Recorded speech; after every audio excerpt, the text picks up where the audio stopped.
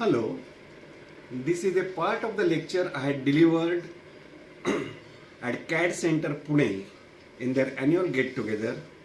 They have got 9 branches in Pune and 450 all over India. They have trained about 800,000 engineers in various software in the last 25 years. The lecture was on need for change in our approach, need for transparency. Nowadays, no organization can control the market. We all have to adjust to the demands and the requirements of the market, because each organization has only a small part of their field. Therefore, need for associations, need for chamber of commerce becomes greater.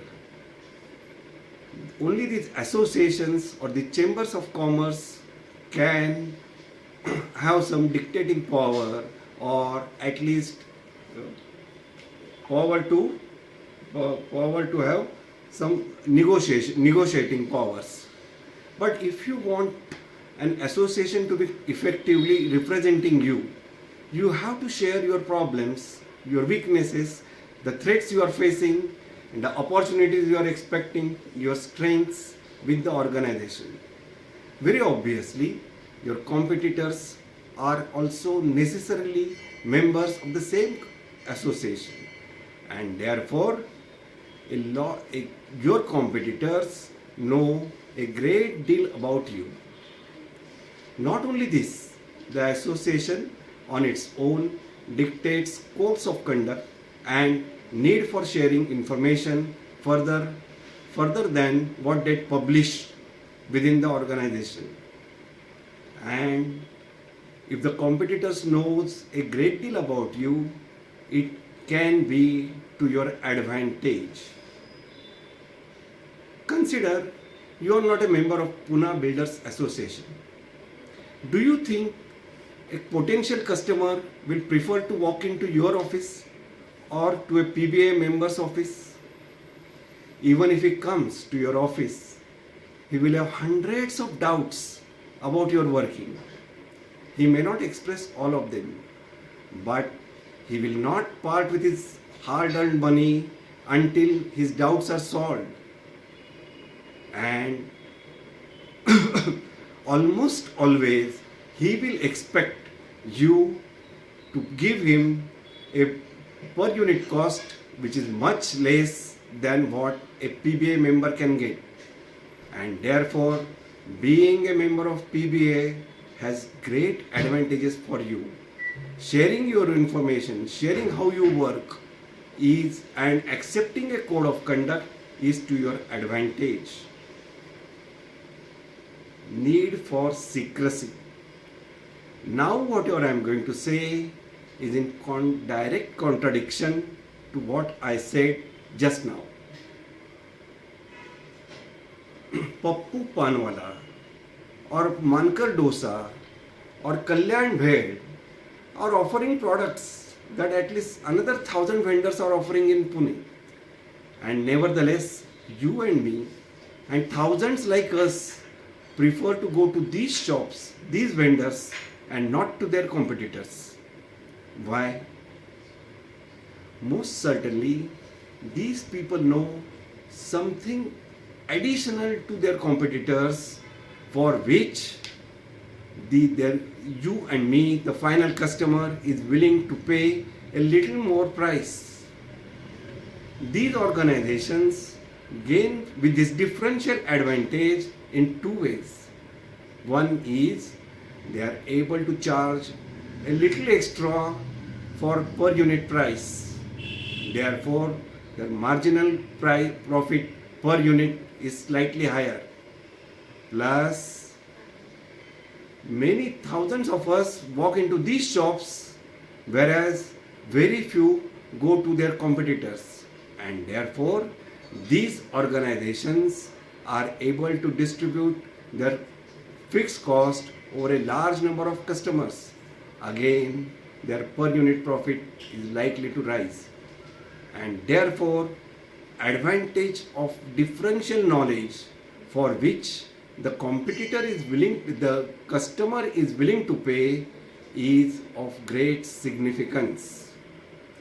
I will tell you a story of long ago, almost 200. Rothschilds are a very big name in finance today. Rothschilds were a big name in finance 200 years back. In fact, they were financing the British government in their war efforts at Waterloo.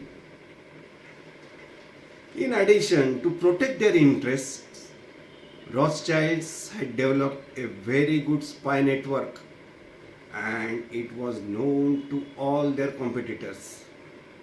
They always watched Rothschild. They are fully aware that if there is anything important to know, Nathan Rothschild will be the first to know in London, and therefore they watched him closely.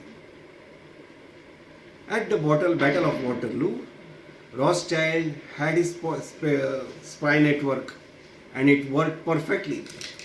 They were able to transmit which side won much earlier to Nathan Rothschild than anybody else.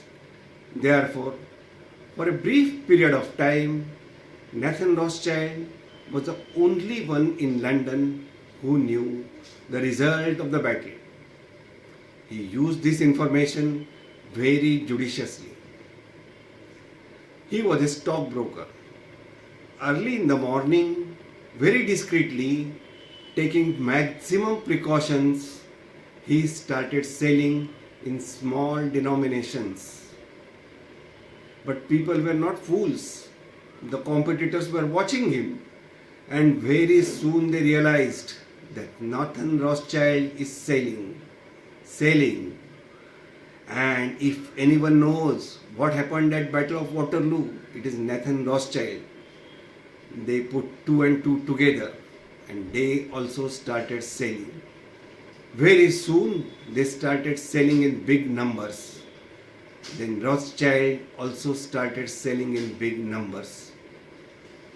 The London stock market crashed and went in a downward whirlpool. So much so that in a short period of time, the shares were selling at 5% of their previous day's close value.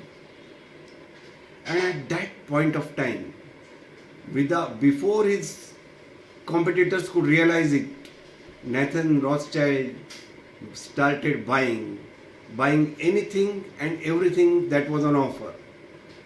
Before others could recover, he had bought almost everything that was available in the market. Pretty soon, the news of victory came, and the share prices at London Stock Exchange soared astronomically. It is rumored that the Rothschild total wealth of Rothschild increased 20 folds, a return of 2000% in one day for one piece of information that was not available to others.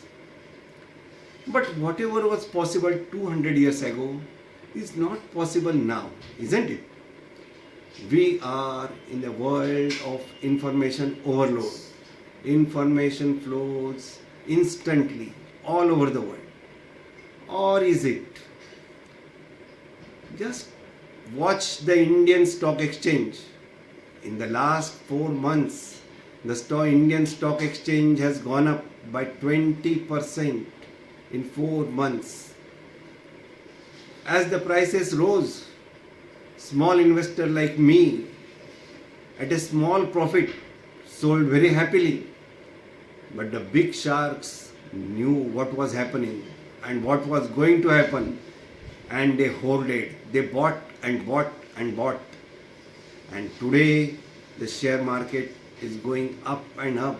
Looks like there is no end. Therefore, the secrecy, the value of that additional information, it cannot be overstated even today. Then consider the risk factors. Even a small butterfly fluttering its wings somewhere in Mexico or Brazil seems to have an effect on my project. Just everything that is happening in the world has some risk associated, connected to my project. In such a case, why I should invest? Why not keep my stocks liquid? As a matter of fact, our ability to deal with risks has improved. In fact, a new skill has developed, that of risk management. And here I would like to highlight the importance of training. New skills will continue to develop all over the world, and those who catch them, pick them up faster than others will alone reap the benefits. When everybody else has the skill, when the supply is more than demand, there is no premium. And like Ekalavya, you also can pick up any skill. Nobody is stopping you. But think of the time it will take, the effort, and entering an uncharted path without a guide. Therefore, the utility of a reputed institute in guiding you through skills that are not developed well cannot be overestimated. Okay. Our ability has gone up so much that no single risk seems to have much effect on any project. The risks are now hedged very well. Okay. Now consider the specialization aspect required. Every organization has developed some special skills, definitely so. But a project implementation requires hundreds of thousands of skills. No one organization can hope to develop all of them within the organization, at least not quickly enough. You have to depend on your suppliers, vendors, sub-vendors, contractors, subcontractors. When Suzuki moved into India, they moved in with more than 200 of their vendors. When McDonald's moves in, they dictate what type of wheat to use, what water to use, just everything that goes into their product. And such skill development has to be through an alliance. A very small group of companies cannot do it. You have to depend on your suppliers. And alliances take time to develop. There can be hundreds of suppliers for a particular skill, but you have to recognize early in the market, before your competitors have recognized which file will develop it faster than the others, when I will need it, and nurture that relationship. Because you don't have time to develop a very large number of suppliers for the same skills, nor can you depend on one or two. You would like to have a few, not say between 3 and 5, and recognize them early. Now, this is the crux of the problem.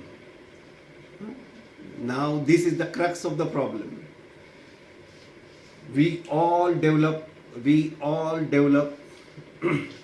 our reactions irrationally.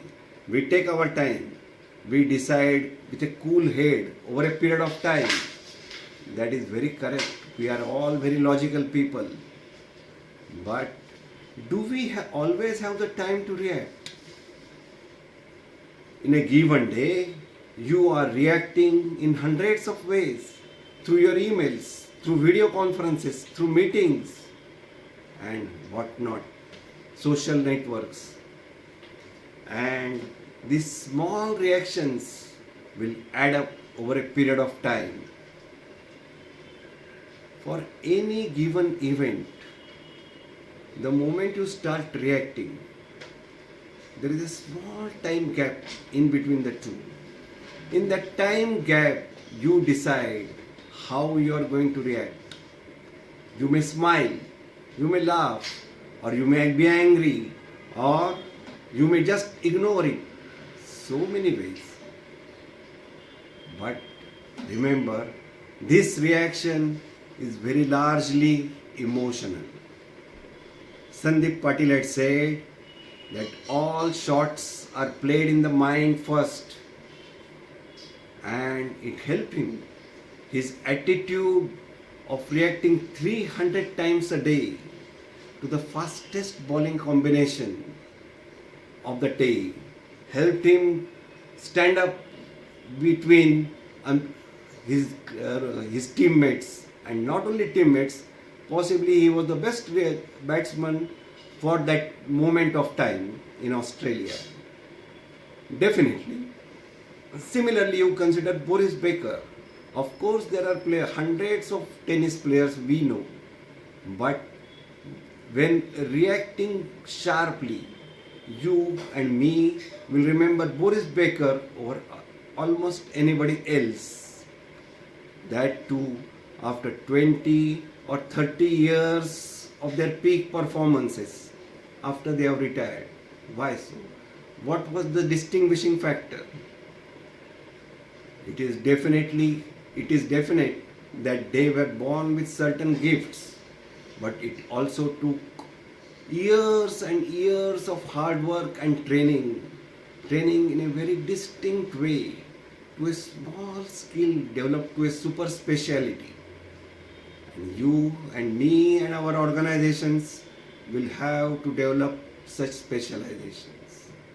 I will give you an example from my own life. In 1992, I was placed in Iran.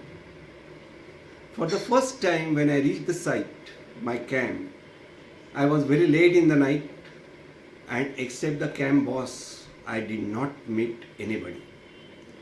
So my first encounter with the other members was early in the breakfast queue when we were all collecting our breakfast. And I discovered that of the 150 campers, I was the only Asian. All the rest were Europeans. I picked up my things and was looking for an empty chair when suddenly somebody introduced me to my counterpart in the PMC. Instinctively, I sat opposite to him to have a social chat. Our eyes betray our feelings much faster than words, and his eyes were no exception. He was a South African European, and for an instant he could not bear to see a black man sitting opposite to him as his social equal. He was a very disciplined person and controlled himself, and we had a small chat. Working in Iran is very difficult today. Working in Iran 20 years back was much worse. Very, very difficult. And over and above that,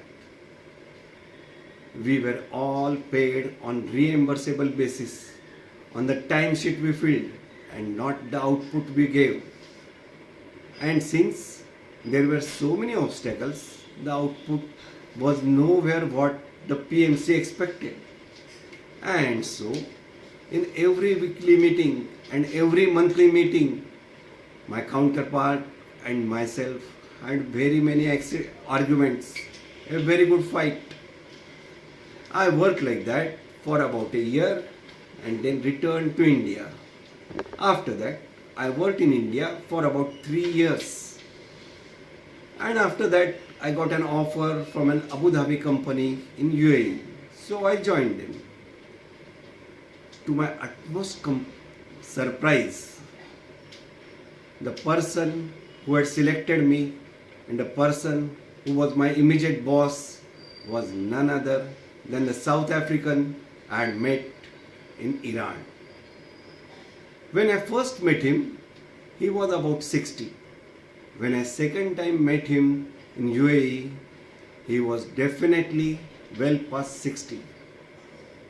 He was almost certainly the last project he worked on. It was very easy for him to reject my application and ask for somebody with a background similar to his. But even at that late date, well past 60, he recognized that the world is changing and made every effort to change his own emotional responses. Gentlemen, 20 years later, even to this day, he still serves as my role model in many ways. Thank you. बोललास कसं? तर ह्याचं काही बघणार कसं? ते ठीक आहे.